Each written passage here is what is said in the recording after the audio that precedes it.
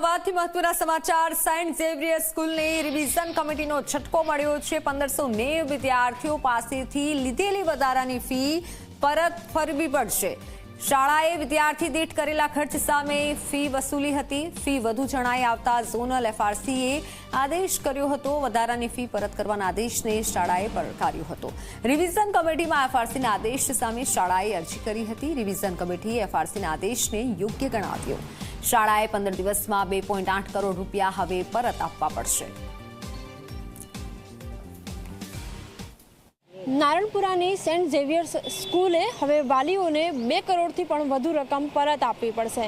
Revision બેન્ચે FRC ઝોનલે જે order pass કર્યો હતો એને મંજૂર કર્યો છે અને શાળાએ જે રિવિઝન કમિટીમાં રજૂઆત કરી હતી એને નામંજૂર કરી છે। મહત્વની વાત એ છે કે શાળા એફઆરસીએ નક્કી કરેલી ફી કરતાં પણ વધુ ફી લેતી હતી।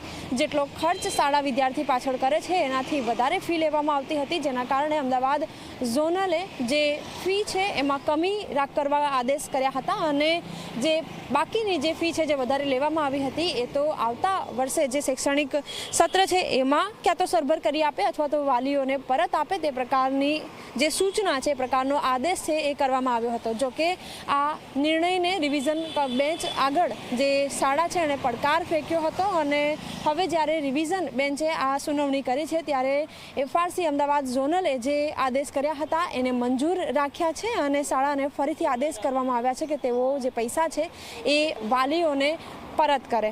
જો કે આ મામલે અત્યારે શાળા પાસે કોઈ જવાબ નથી। શાળા સમક્ષ જ્યારે મીડિયા સવાલ પૂછે છે ત્યારે તેઓ કશું પણ કહેવા, કેમેરા સમક્ષ કહેવા ઇનકાર કરી રહ્યા છે। કેમેરામેન તુષાર શાહ સાથે સપના શર્મા, ઝી 24 કલાક, અમદાવાદ।